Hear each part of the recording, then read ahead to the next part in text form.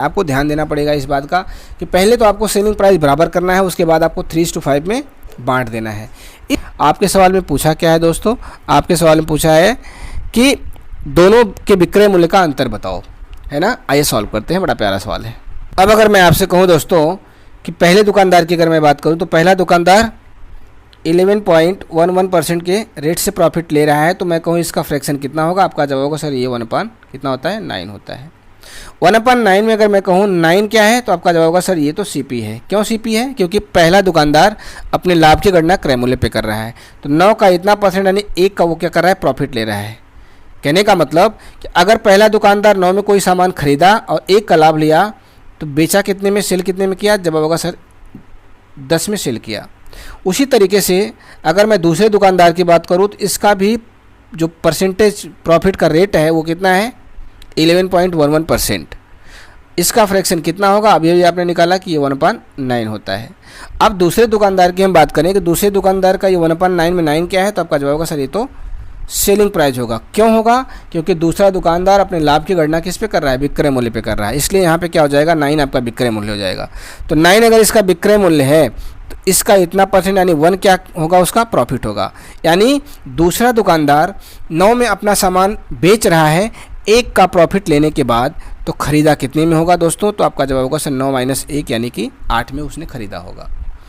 अगर इतनी बात आपको समझ में आ रही है तो आइए हम क्या करते हैं, प्रॉफिट सेलिंग प्राइस और कॉस्ट प्राइस का क्या करेंगे, रेशियो निकालेंगे। कहने का मतलब मैं अगर आपसे कहूँ दोस्तों कि selling price minus cost price is equal to क्या होता है, प्रॉफिट होता है। तो सेलिंग प्राइस की बात करें पहले दुकानदार की, तो पहला दुकानदार कितने में बेच रहा है, 10 में बेच रहा है और 9 में ख़रीदा होगा, तो इस तरीके से उसको 1 का प्रॉफिट हो रहा है। दूसरे दुकानदार की बात करूं तो दूसरा दुकानदार 9 में बेच रहा है और 8 में क्या किया है, ख़रीदा होगा। इस तरीके से दूसरे दुकानदार को 1 का प्रॉफिट हो रहा है। लेकिन ध्यान रहे आपके सवाल में साफ शब्दों में कहा है कि दोनों का विक्रय मूल्य समान है, तो हमें क्या करना पड़ेगा, सवाल को सही तरीके से लगाने के लिए हमको क्या करना पड़ेगा, इन दोनों का जो विक्रय मूल्य है उसको बराबर करना पड़ेगा। तो बराबर करने के लिए क्या करें, यहाँ हम 9 से मल्टीप्लाई कर दें और यहाँ हम कर दें 10 से मल्टीप्लाई, तो यहाँ पर आपका दोनों जगह 90 आ गया, यानी विक्रय मूल्य इनका बराबर हो गया। लेकिन अगर 9 से यहाँ किया तो बैलेंस के लिए आपको 9 से यहाँ भी करना पड़ेगा और 9 से यहाँ भी करना पड़ेगा। उसी तरीके से अगर 10 से आपने यहाँ किया तो 10 से आपको यहाँ भी करना पड़ेगा और 10 से यहाँ भी करना पड़ेगा। इस तरीके से दोस्तों आपका जो रेशियो निकल के आया किसका, selling price minus cost price is equal to profit. अब बात आती है कि भाई पहले दुकानदार की बात करें तो पहला दुकानदार 90 में बेच रहा है, 81 में ख़रीदा था और इस तरीके से उसको 9 का प्रॉफिट हो रहा है। दूसरे दुकानदार की बात करो तो दूसरा दुकानदार क्या, वो भी 90 में बेच रहा है और 80 में ख़रीदा होगा, इस तरीके से उसको भी कितने का, 10 का प्रॉफिट हुआ। अब बात आती है आपके सवाल में आखिरी लाइन क्या बोला है, उसने कहा है कि दोनों के विक्रय मूल्य का अनुपात कितना है, उनके द्वारा विक्रय मूल्य का अनुपात 3:5 है, 3:5 है। हमें क्या करना है, इनके विक्रय मूल्य को 3:5 के रेशियो में डिवाइड कर देना है। यानी यहाँ हमको कर देना है 3 से मल्टीप्लाई, यहाँ कर देना है 5 से मल्टीप्लाई। इस तरीके से आपने देखा कि जो दोनों का विक्रय मूल्य है वो 3:5 के रेशियो में क्या हो गया, कन्वर्ट हो गया, डिवाइड हो गया।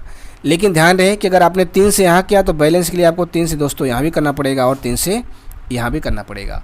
उसी तरीके से आपने अगर 5 से यहाँ किया तो बैलेंस के लिए 5 से आपको यहाँ भी करना पड़ेगा और यहाँ भी करना पड़ेगा। इस तरीके से दोस्तों हमारे सामने जो आएगा प्रॉफिट, आपके सवाल में देखो क्या पूछा है, दोनों के प्रॉफिट का अंतर दिया हुआ है और दोनों का क्या पूछ रहा है, यानी कहने का मतलब उनके विक्रय मूल्य का अंतर पूछ रहा है, दोनों के विक्रय मूल्य का अंतर पूछ रहा है और दोनों के प्रॉफिट का अंतर दिया हुआ है। तो भाई अगर हम ऐसे कहें, यहाँ दोनों का अलग अलग जो सेलिंग प्राइस आएगा कितना आएगा, इसका सेलिंग प्राइस आपका आएगा 270, इसका सेलिंग प्राइस आपका आएगा कितना, 450 आएगा दूसरे दुकानदार का। पहले दुकानदार का प्रॉफिट कितना आएगा, 9 त्रिक 27, दूसरे दुकानदार का दोस्तों प्रॉफिट कितना होगा, 10×5 = 50। यानी आपने यहाँ देखा, अब फाइनल में आपका क्या आ गया, दोनों दुकानदारों में का जो है अलग अलग आपका क्या आ गया, सेलिंग प्राइस आ गया और अलग अलग इनका प्रॉफिट आ गया।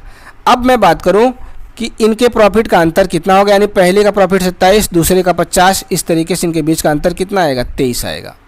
मैं कहूँ दोनों दुकानदारों का विक्रय मूल्य एक का कितना है 270 है, एक का 450 है, तो दोनों का अंतर कितना आएगा? तो आपका जवाब होगा सर देखिए इनके बीच का अंतर आएगा 180 आएगा। अब बात आती है कि भाई दोनों के प्रॉफिट का, दोनों के लाभ का अंतर 23 नहीं है, आपके सवाल में एक्चुअल में दे रखा है, कितना दे रखा है? 6,900 रुपये। कितना भाई? 6,900 रुपये। अब अगर मैं आपसे कहूँ कि 6,923 का कितना गुना है? 23 तिया 69 होता है, यानी 300 गुना आएगा। कितना आएगा भाई? 300 गुना आएगा। उसी तरीके से इनके विक्रय मूल्य का अंतर एक्चुअल में कितना, इनके विक्रय मूल्य का अंतर एक्चुअल में कितना आएगा?